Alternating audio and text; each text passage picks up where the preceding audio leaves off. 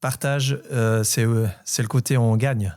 On est toujours, enfin, c'est un slogan simple en disant qu'on est plus fort ensemble que tout seul. Et c'est clair que autant que inventeur des fois de logiciels, de fonctions, on est ultra fier de notre fonction.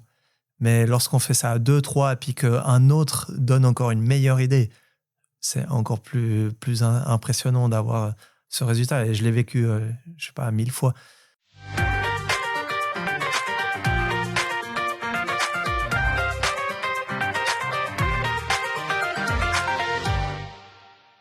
Est-ce que tu as remarqué que l'on pouvait désormais exporter des IFC depuis le SCT genevois? Tu te demandes comment visualiser et accéder à tes données via les applications web? Ou comment on passe de notre métier technique à un job de développeur? Pour en discuter aujourd'hui, nous avons le plaisir d'accueillir une personne passionnée de numérique. Tout d'abord géomaticien, puis ingénieur géomètre, et maintenant développeur web et d'applications.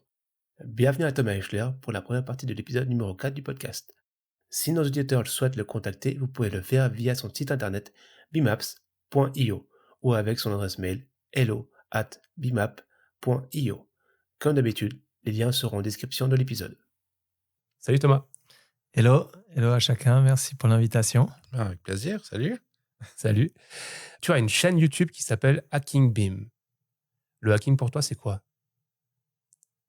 C'est une bonne question, merci pour la première question. Le hacking, pour moi, c'est tout simplement détourner ou utiliser quelque chose qui n'est pas fait pour et qui permet d'aboutir à notre fin, que ce soit bien ou pas bien.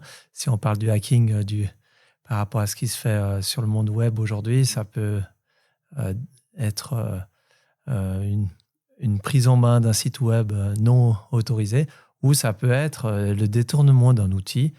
Je prends le parallèle avec un marteau et j'en fais un ouvre-bouteille pour boire sa bière. Ça, pour moi, c'est déjà un premier bon hack. Ouais, c'est une bonne hack, ça. Et c'est quoi pour toi le BIM?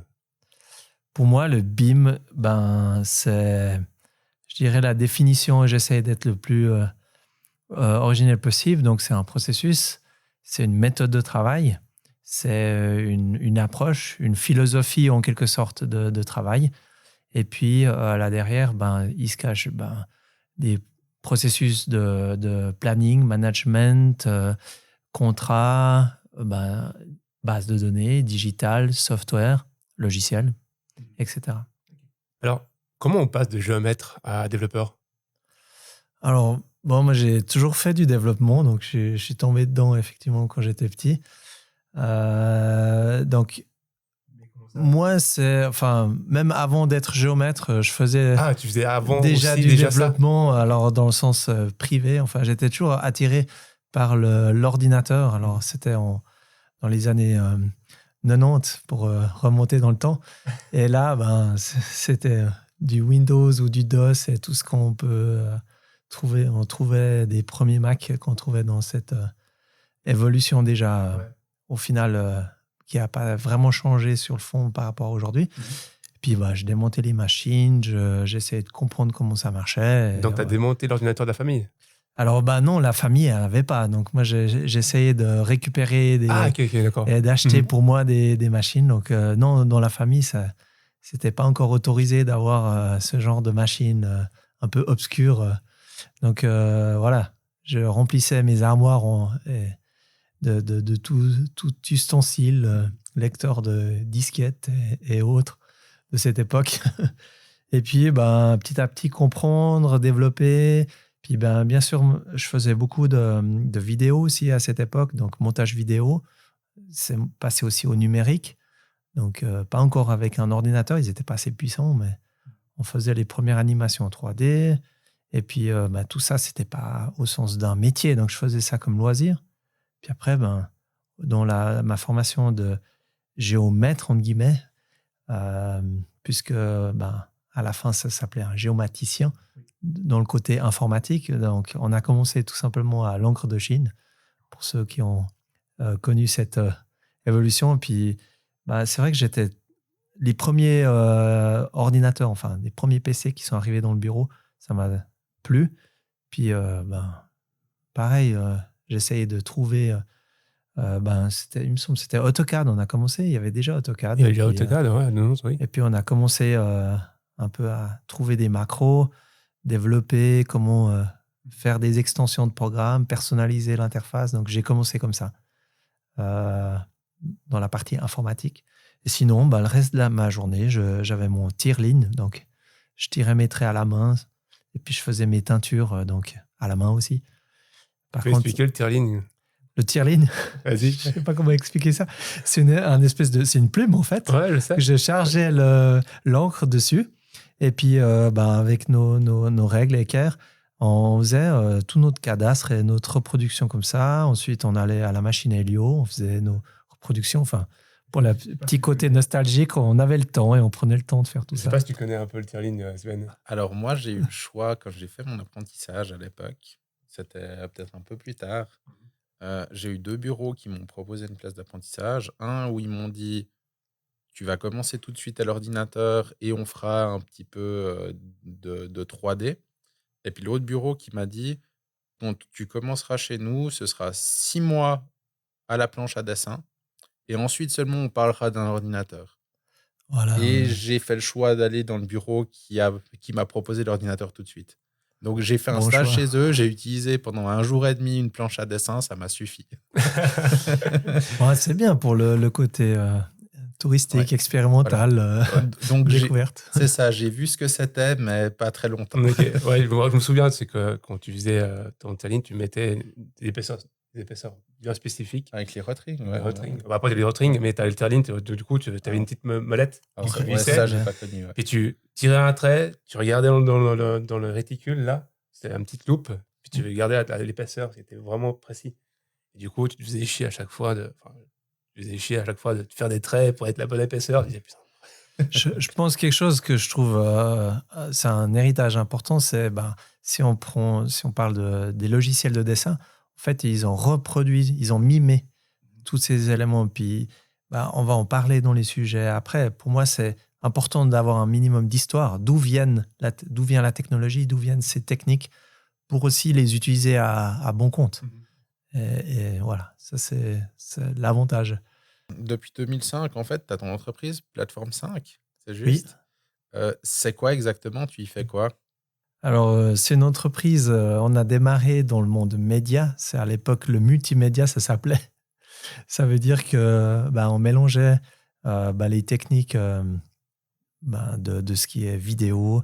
Moi, je m'occupais de la partie justement montage vidéo, 3D à cette époque.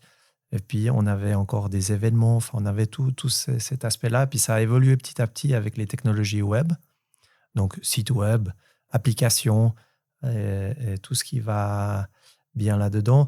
Moi, j'avais toujours un pied dans la construction. Donc, je faisais ça à côté à cette époque.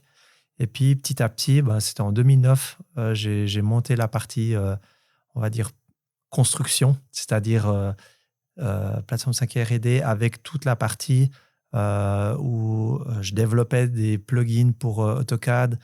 J'avais les premières applications web pour le monde de la construction. Pour dire qu'à cette époque, personne pensait à travailler dans le web pour son métier. Et puis voilà, on a évolué au fur et à mesure de la technologie. Donc en fait, tu as fait venir un peu ta passion d'enfant que tu avais, de montage déjà vidéo, etc. Tu en as fait une entreprise. Oui. Et puis après, tu as pu reconnecter avec ta formation, on va dire, plus traditionnelle pour rester quand même un petit peu avec un pied dans la construction, quoi. Exactement. Ça a fusionné un peu ces deux domaines. À 200%. Et on voit aujourd'hui au niveau technologique, tout converge au final dans les techniques. Enfin, chacun aujourd'hui a son téléphone pour faire de la vidéo, pour travailler, etc. Donc, c'est impressionnant l'évolution. Et puis, Plateforme 5, le nom, ça a un nom, enfin, ça a une connotation, ça vient d'où? C'est tout simplement, Plateforme 5, c'était l'idée d'avoir des plateformes des différents médias, en fait. Donc, ça venait de ce qui est vidéo, audio, etc., web. Donc, on avait nos 5 départements, de guillemets, qui ont bien sûr évolué. Et aujourd'hui, on n'est plus que dans le software. Et du coup, vous êtes combien Alors, on est répartis, donc on n'est pas physiquement là, mais on est avec On travaille aussi avec des freelances, donc on est une petite dizaine qui collaborent sur les projets. C'est toi qui as fondé Plateforme 5. Alors oui, exactement. Initialement avec un associé. Ouais. Et puis après, l'évolution de Plateforme 5, c'était moi qui l'avais fondée. Et pourquoi devenir indépendant? Pour moi, c'était vraiment à cette époque ultra important de pouvoir accomplir en fait ses envies, ses rêves de technologie, en l'occurrence avec tout ce côté média, tout ce côté développement. Et puis, je trouvais pas ça dans les entreprises, ou peu. Et puis, je voulais vraiment faire ça à 100% et puis apporter en fait cette passion et pouvoir servir et changer au final la donne dans l'écosystème roman français, etc. Sinon, tu nous as aussi parlé de bmaps.io. C'est quoi exactement? Tu peux nous dire un peu ce que c'est? Puis, parce que tu nous as dit si les gens ils veulent te contacter, typiquement s'ils ont des questions par rapport à tes activités ou comment tu pourrais les aider, ils peuvent le faire via ton adresse hello@bmaps.io. Oui, volontiers. Et puis aussi en allant sur le site donc bmaps.io. Tu peux nous parler un peu de ce projet-là? Très volontiers. Donc, aujourd'hui, c'est notre projet phare. Donc, on a vraiment recentré tout là-dessus. Donc, toutes les technologies qu'on a développées depuis 5 ans, voire plus, sont regroupées dans cette plateforme. Et l'idée, c'est de proposer en fait ce produit, une plateforme open source qui rassemble et qui met à disposition en fait un écosystème pour ceux qui ont besoin de travailler dans le BIM, mais on pourrait élargir le terme dans tout ce qui est de l'industrie, de la modélisation 3D, SIG, SITG, on en parlera plus tard. Et puis aussi toute la partie projet au final, parce qu'il y a le suivi de projet et tout ça, on a inclus en fait dans cette plateforme-là. Et du coup, bmaps.io est open source. Voilà, c'est basé sur du code open source et tout l'écosystème est open source, effectivement. Et c'est quoi l'open source?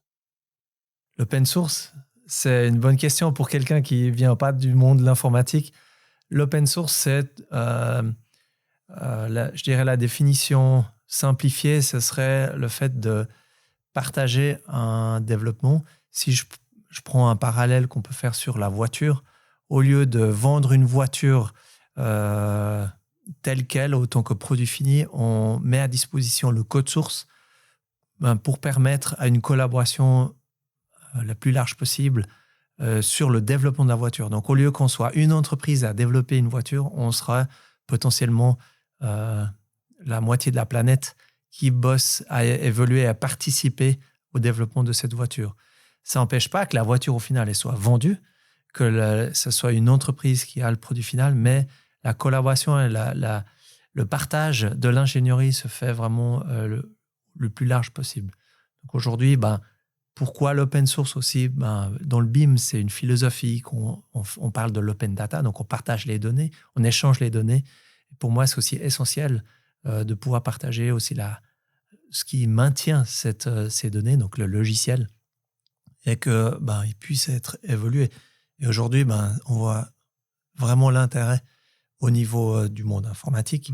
C'est-à-dire que si on parle de Linux, donc le système d'exploitation le plus connu au sens open source, concurrencé à balayer, que ce soit du Microsoft ou les autres systèmes Windows, à balayer dans le sens serveur largement. Pourquoi? C'est parce que déjà, il n'y a pas de coût de licence.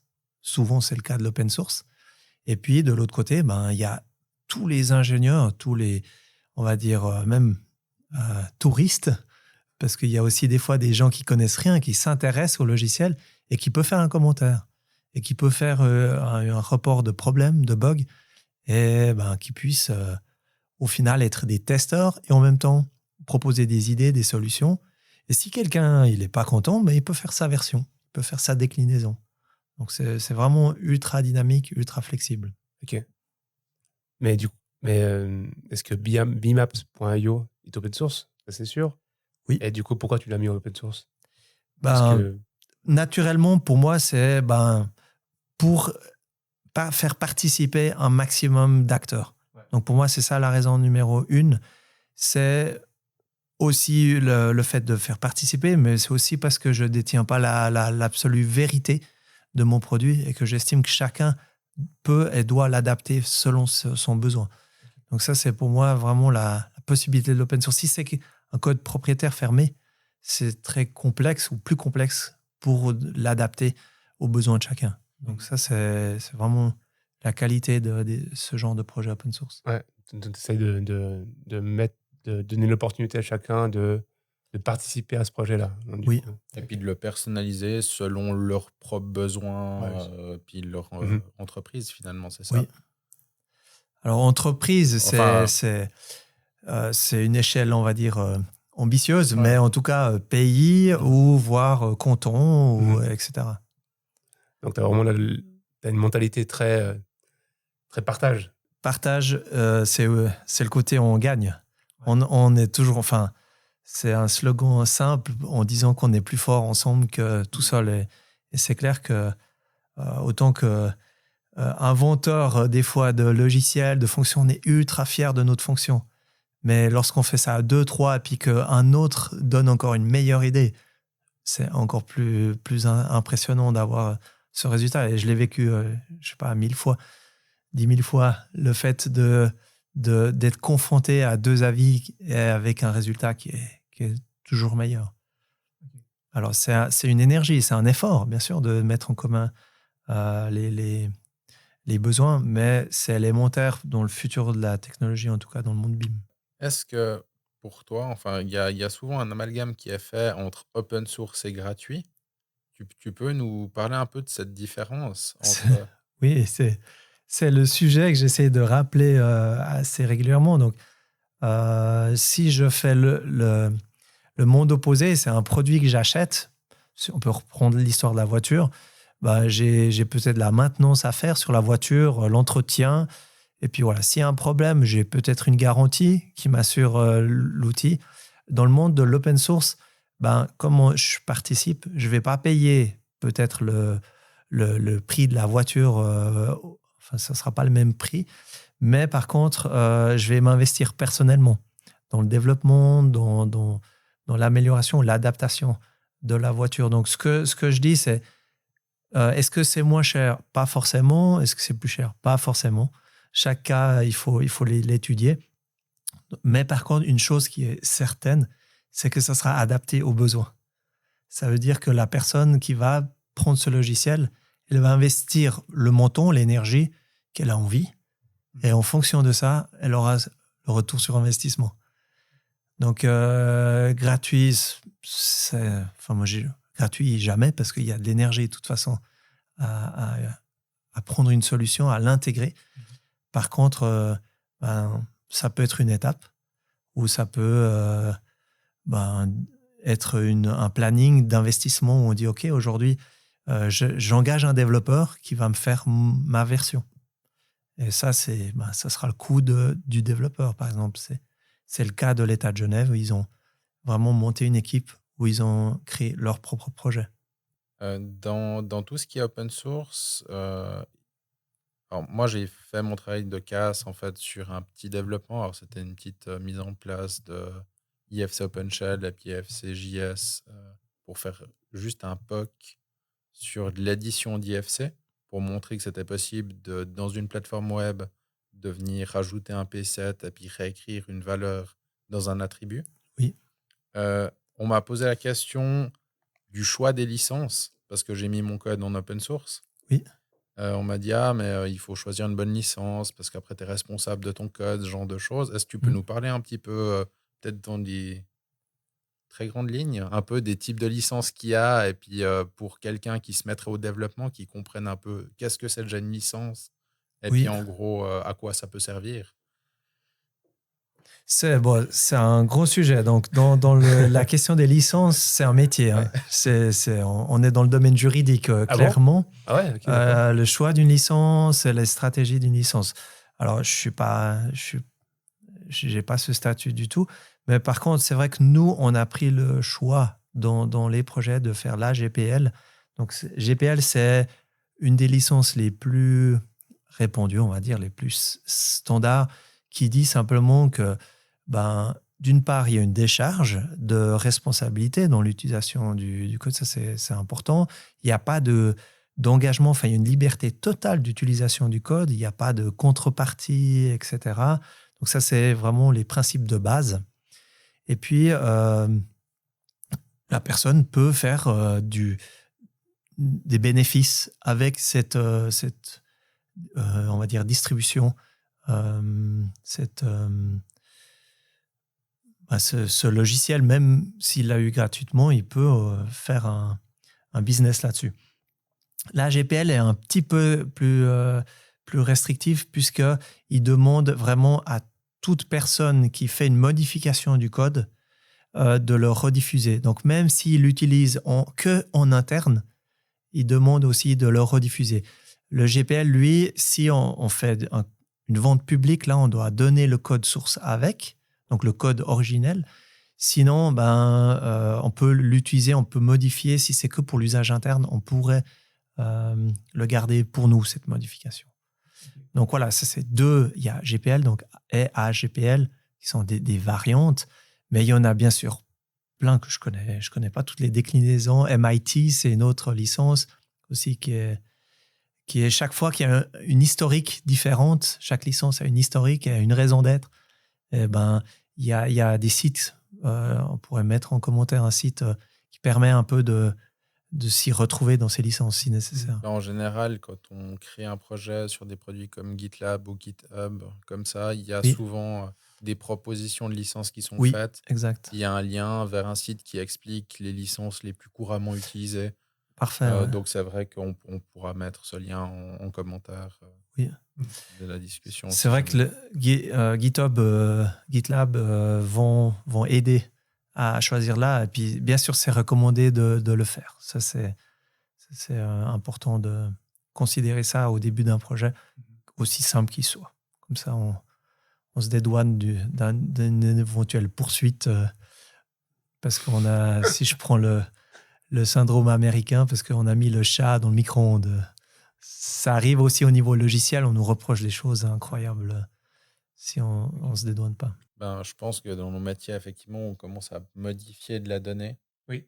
Le jour où, par exemple, l'utilisateur final prend tel quel l'autre logiciel pour un cas d'usage qui n'était pas prévu, si, par exemple, je ne sais pas, il y a un calcul que tu fais sur des distances pour dire quelque chose et que toi, tu as fait un arrondi parce que dans ton cas précis, c'était suffisant, mais que lui, il l'utilise pour faire un tunnel de 30 km de long, puis qu'à la fin, il vient de dire « Ah, mais il me manque, je sais pas, 600 mètres. » Puis sur mon budget, du coup, ça me fait, je sais pas, 110 000 balles le mètre.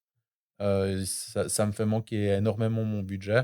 Il pourrait effectivement, dans une certaine mesure, venir te le reprocher. D'accord, ok. Donc voilà, c'est pour se protéger de ça en général qu'on va mettre une licence pour dire on se dédouane de ces problèmes-là. Et puis que c'est finalement à l'utilisateur de s'assurer que le produit final fait bien ce qu'il devrait faire. C'est pas un produit clé en main, c'est un produit. Alors, si je prends les licences aujourd'hui de produits standards, je ne veux pas les nommer, il y a ces mêmes décharges aussi. Pour dire les décharges au niveau juridique, même quand on construit de la maison, on a un contrat de je ne sais pas combien de pages. Là, c'est pareil. Les logiciels, on a ces formules qu'on lit jamais, mais qui dédouanent complètement le fournisseur par principe. C'est un bon principe. Donc, même si on paye très cher la licence, c'est difficile de se retourner contre le logiciel pour ce genre de choses, en principe. Ok. Mais l'open source, quand même, ils ont une mentalité différente, de toute manière, comparé à des licences plutôt... c'est ça, la mentalité, c'est d'être plus collaboratif. C'est-à-dire, OK, je remarque quelque chose de spécial ou j'ai une question, on va favoriser la communauté, le dialogue, les questions. Donc ça, c'est quand même l'état d'esprit open source. Justement, je veux dire que c'est pas une solution clé en main où tu dis, tu réfléchis pas, tiens. C'est ça. Le but, j'ai l'impression que l'open source, c'est une solution, c'est pas une clé en main, c'est-à-dire que tu dois t'approprier à cette technique, cette technologie, Et en t'appropriant, tu dis ah mais peut-être ça pourrait être intéressant d'apporter une petite touche supplémentaire parce que j'ai besoin de ça. Oui, oui, Du coup, c'est une autre approche, je pense. oui, complètement. Est-ce que tu as d'exemples un peu enfin, parce que finalement, pour beaucoup de gens, l'open source, c'est gratuit. Puis en fait, si c'est des gens qui utilisent ça, on va dire, à titre privé ou comme ça, ben, ça génère souvent pas d'argent à celui qui a passé du temps à le développer. Est-ce que tu connais des business models basés sur l'open source, justement? Euh, Moi, en tête, j'ai par exemple Red Hat, où finalement le produit en lui-même est open source, Oui. mais par contre, c'est tous les services autour qui vendent et le support qui vendent qui font que le produit est viable. Ben, on va en parler tout à l'heure, mais il y a Speckle, qui est aussi un produit qui est basé open source, Oui. qui a ben, certainement une façon de se rémunérer quand même. Est-ce que tu as des exemples comme ça que tu peux un peu nous énoncer? Voilà, il y en a énormément aujourd'hui effectivement, le business autour de l'open source, c'est devenu c'est devenu extrêmement courant. Dans le monde BIM, c'est encore, on va dire, plus récent. Mais on parle de Red Hat, donc une distribution de Linux, c'est effectivement très connu. Euh, moi, j'utilise par exemple MongoDB, c'est une base de données qui fonctionne aussi sur ce modèle. Donc, la base de données, elle est open source. PostgreSQL, on peut citer d'autres bases de données qui sont open source, pas de licence de base, mais par contre, ils ont plein de services autour.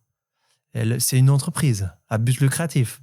Donc, ça n'empêche absolument pas d'avoir une base open source et d'avoir un business et de faire fructifier et puis d'avoir vraiment un écosystème autour.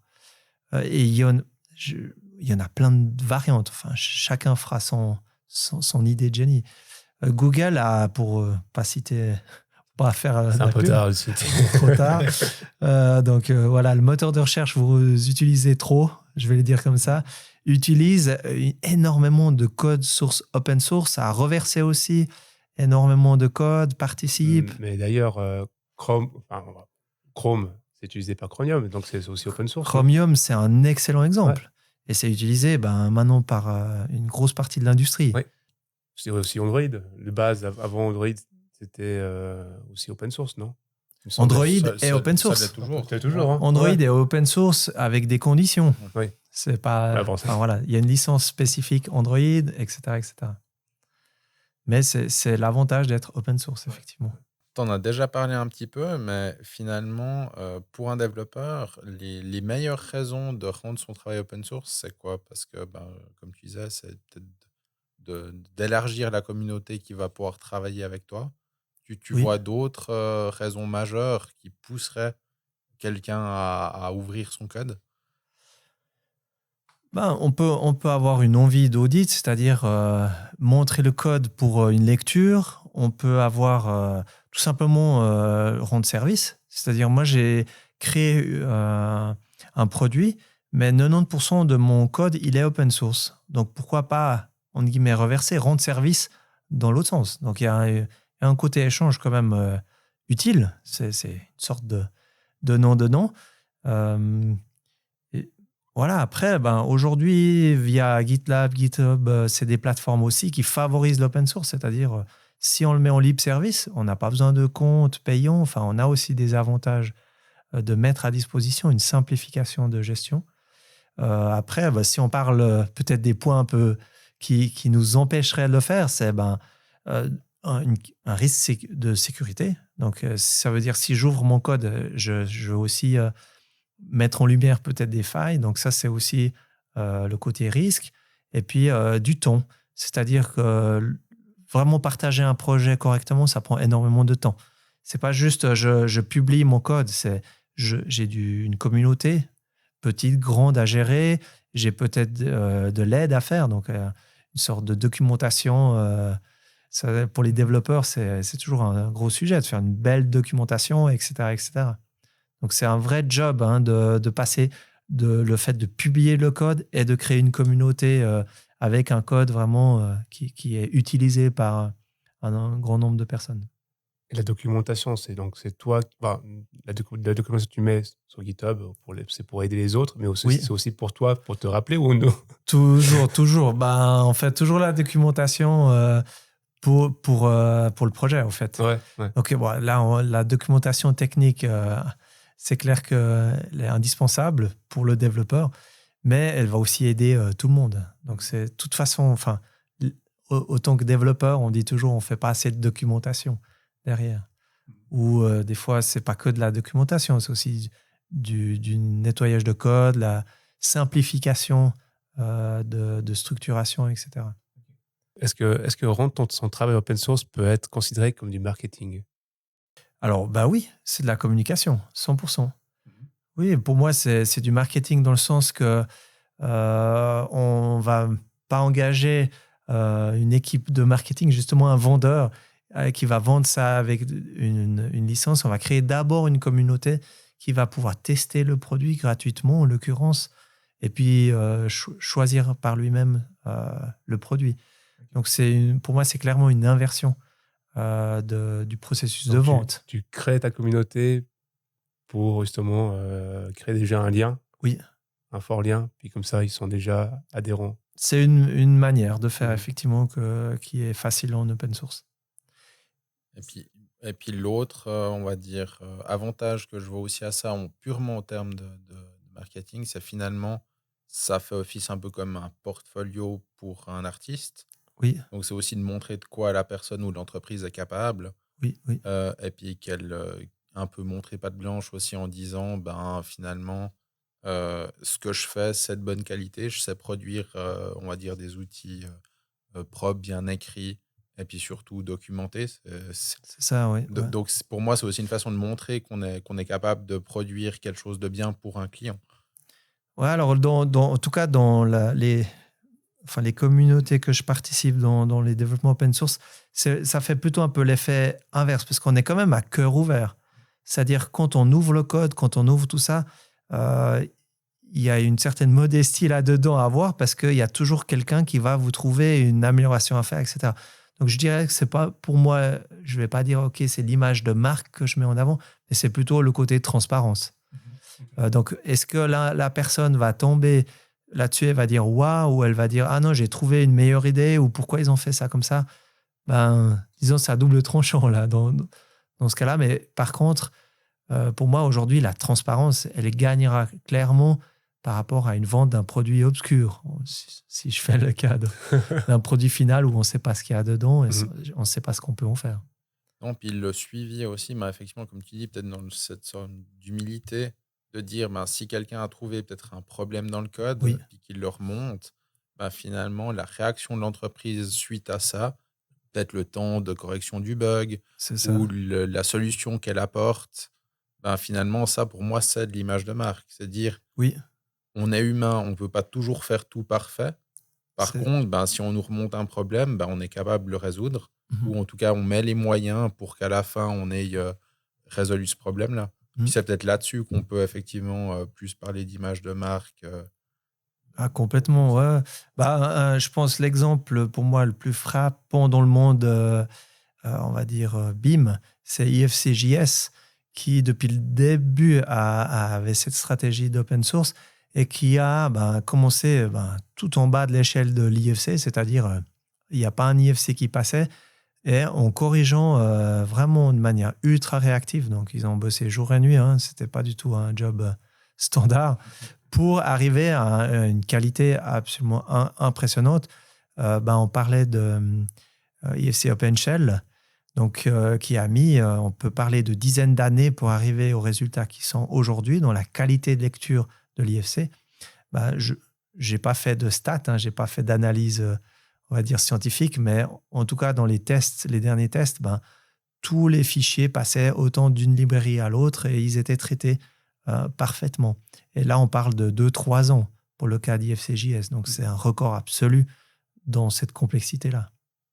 Donc, ça montre que, avec la réactivité, on arrive vraiment, et avec la communauté, à un résultat qui dépasse toutes les autres variantes. Non, alors, c'est vrai qu'IFCJS, en plus, avec maintenant ce qu'ils ont lancé depuis cette année, avec leur formation payante, qui permet de générer un petit peu de capital pour ensuite payer des développeurs qui développent des fonctionnalités. Je trouve que c'est aussi en fait une façon de faire vivre le projet.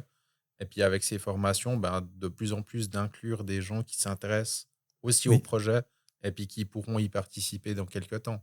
c'est ça. Donc la mentalité, je trouve qu'elle est vraiment, enfin, c'est normal, vu comme ils mettent ça en place, que le projet grossisse, je trouve. Oui.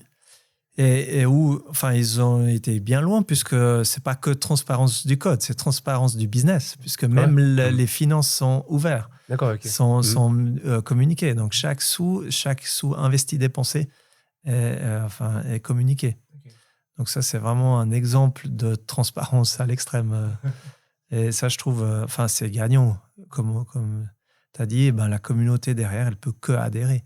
Pourquoi le nom Hacking Beam pour ta chaîne? Alors, c'était un peu un challenge de lancer une chaîne YouTube. Et puis, je me suis dit, mais en fait, mon cœur, c'est effectivement le développement. Le BIM, c'est là-dedans que je traîne depuis quelques années. Mais qu'est-ce qui pourrait être un nom intéressant? Et comme j'adore détourner les utilités, les outils, le Hacking BIM, pour moi, c'était génial. Parce que ceux qui sont pour le BIM, ils auront de quoi se nourrir sur la chaîne. Et puis ceux qui sont contre le BIM viendront hacker le BIM et l'utiliser à leur sens. C'était un peu ça le double, Ok, d'accord. le double Ouais. usage de ce nom. Et puis concrètement sur la chaîne, mon objectif, c'est de communiquer des astuces, aussi des parties code. Donc pour l'instant, j'ai commencé light, c'est-à-dire au plus large, pas seulement pour les développeurs, mais aussi des gens qui veulent un peu utiliser des macros, des choses plus simples. Et puis petit à petit, on va développer la partie vraiment code pur pour le monde francophone. Donc c'est quelque chose qu'on m'a demandé aussi. Est-ce que tu serais d'accord de monter un forum, etc. Puis au final, je me suis dit, mais aujourd'hui, le YouTube, c'est vraiment le moyen le plus simple pour ce genre de live. Ça fait longtemps que tu as la chaîne?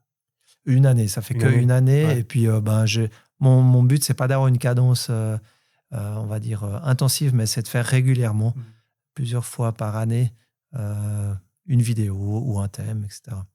D'ailleurs, c'est peut-être là, j'avais participé à une des premières séances La live que tu première. avais faites. Je pense que c'était la première où tu expliquais une façon de récupérer du terrain Oui, depuis en fait, les bases Swiss Topo et puis d'importer ça dans un outil de modélisation pour pouvoir commencer à travailler, le géoréférencer. Donc, c'est vrai que exact. ça peut être aussi des exemples de workflow que tu fais Mhm. qui sont en fait des choses dont on a besoin tous les jours. Donc là, on a hacké les ouais. données de Swiss Topo qui a, entre-temps, mis les données à disposition gratuitement. Donc, C'était avant ou c'était... Non, c'était bien sûr, j'ai attendu. Ça fait des années que j'attends que Swiss Topo ait la bonne idée de le faire. Donc, c'est arrivé. Et puis, j'ai sauté sur l'occasion pour déjà que ça fasse un peu... il y a des gens qui ne savaient pas. Donc, ça fait connaître que Swiss Topo a des données ultra riches à disposition gratuitement. Et puis, aussi, 1, 2, 3 techniques pour les exploiter. Ce n'est pas si évident lorsqu'il faut triturer des milliers de lignes de coordonnées, Ouais, en l'occurrence. Puis sinon, avec tout ça, tu travailles en plus aussi à l'EPFL, à l'ENAC, c'est juste? Voilà, alors j'ai commencé avec un premier mandat qui était chapeauté avec le BIM État, donc le BIM État de Genève, avec une volonté forte venue de l'État de Genève, qui était validée en politique avec tout le processus nécessaire pour faire une implémentation concrète du BIM à l'État de Genève. Et puis, j'ai eu la chance de pouvoir faire partie de cette partie de la recherche. Donc, je ne me suis pas occupé de la partie, on va dire, implémentation, mais vraiment la partie études, recherche, avec le laboratoire, donc ENAC à l'EPFL.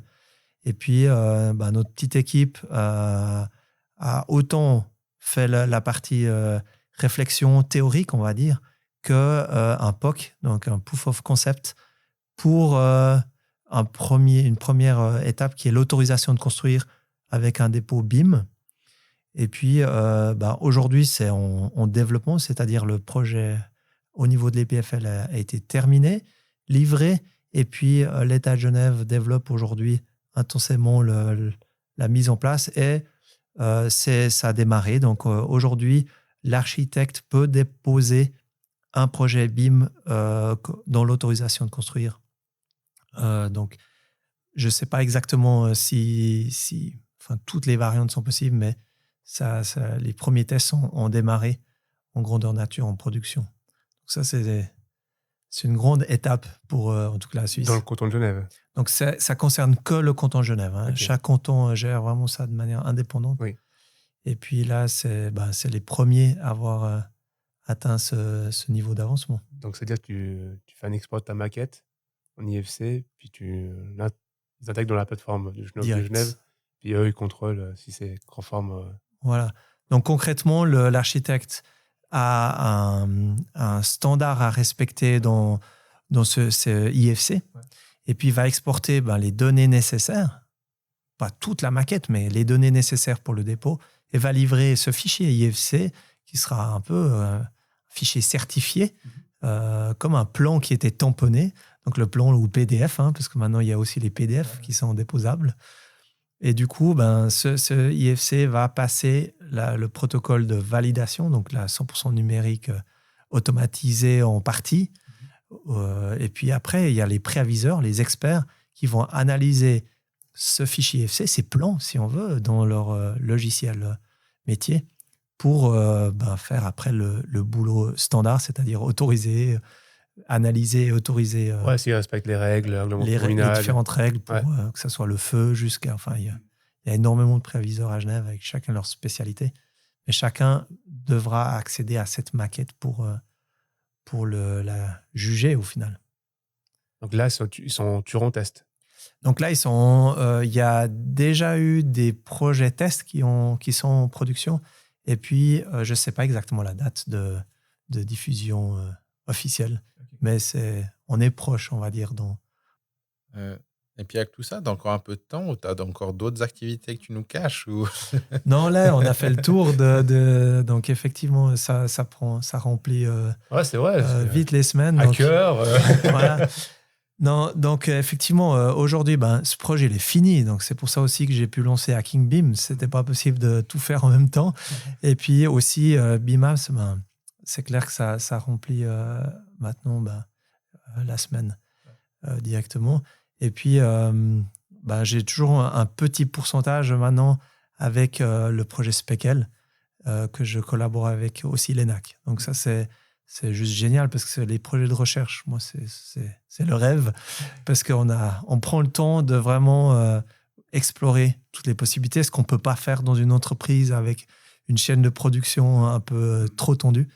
Et là, le rôle, c'est justement de prendre le temps de chercher, de développer, etc. Donc ça, c'est vraiment des moments juste fantastiques. Puis, tu as mentionné justement l'État de Genève. Depuis quelques temps, on peut exporter justement des IFC depuis le SIT genevois. Oui. Il paraît qu'on peut en tout cas te dire un petit peu merci. Tu as participé à ça? Ouais, alors moi en personne, pour la partie IFC export, très peu. On a fait la partie analyse, possibilité. Et après, en fait, ce qui est marrant, c'est qu'au niveau interne, ils avaient déjà une grosse partie des compétences pour faire l'export depuis leur base de données Esri et tout ce qu'ils utilisent et pour le transformer via un outil qui a vraiment fait, on va dire, 90% du job. Et puis après, bien sûr, j'ai participé au test, un peu au debug et on a essayé de trouver des solutions là-dedans.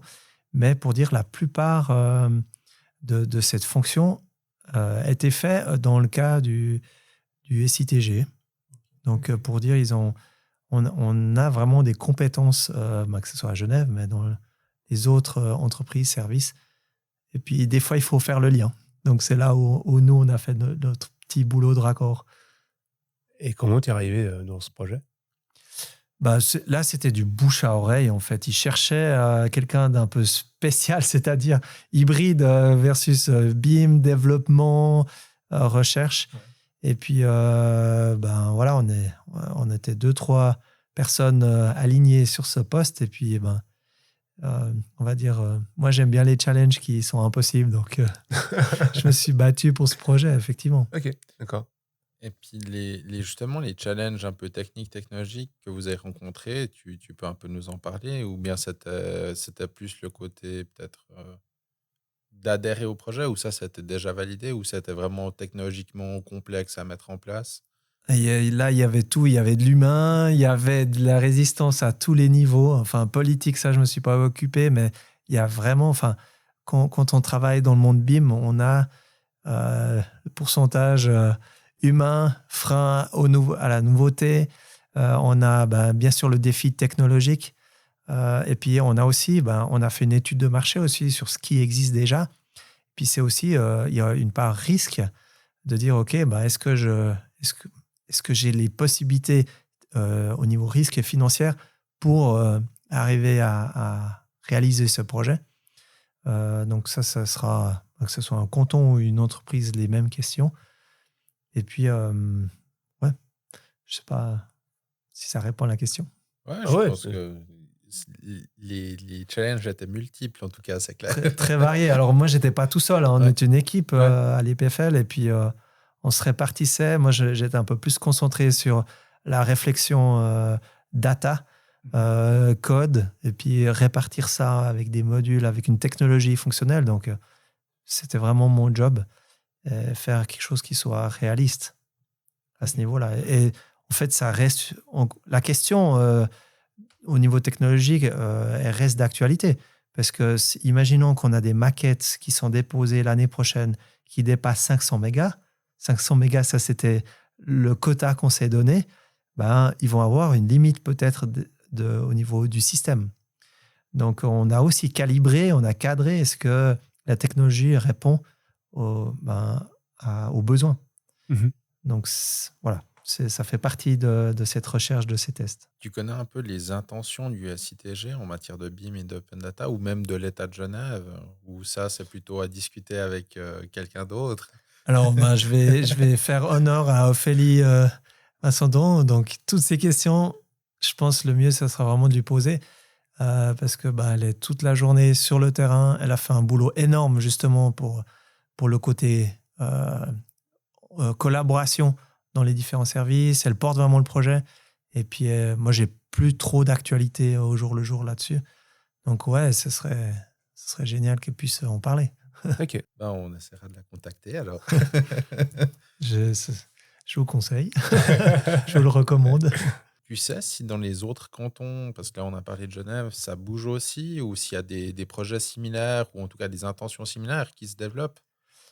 Oui, et alors effectivement, ça c'est un sujet. Alors on a eu la chance de faire le tour, pas seulement de la Suisse, mais au niveau de la Terre, du coup, puisqu'on était de l'Asie jusqu'à aux États-Unis, au nord, pour voir un peu ce qui se passe.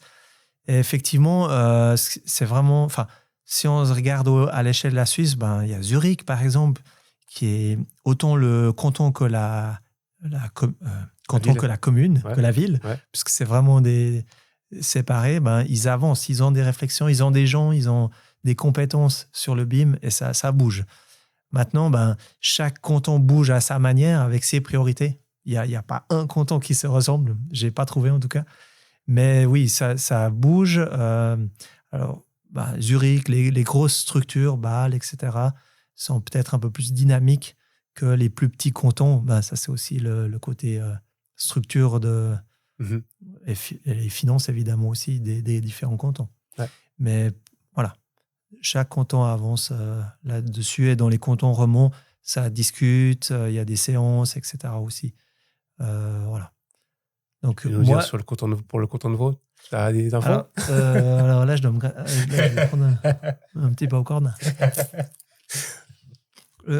Canton de Vaud, je ne sais rien du tout. Alors, je me réjouis que ça se passe et que j'en entende plus. Sinon, évidemment, je ferai le nécessaire pour que ça avance. Ça avance. Voilà, c'est la mission pour l'année prochaine. Donc voilà, moi, c'est vrai que j'ai fait vu mon métier, j'ai fait des autorisations de construire, disons, depuis 20 ans. Ça a énormément évolué, c'est digital dans le canton de Vaud, malgré tout. On a arrêté le papier. Mais il y a encore de forte habitude, on va dire, je vais être méchant, mais ancestraux par rapport au processus. Est-ce que c'est des habitudes ou ou peut-être c'est des choses légales, peut-être? Alors, oui, la loi, enfin le légal est de toute façon lié à ça. Dans le terme autorisation de construire, il y a toutes les réglementations jusqu'à Justement, toutes les ouais. lois, jusqu'à la propriété. Donc, c'est un gros sujet. À Genève, si vraiment ils veulent avoir le processus à 100%, ils devront aussi changer une partie de la réglementation de la loi ou bien sûr. l'adapter Mhm. à coup sûr.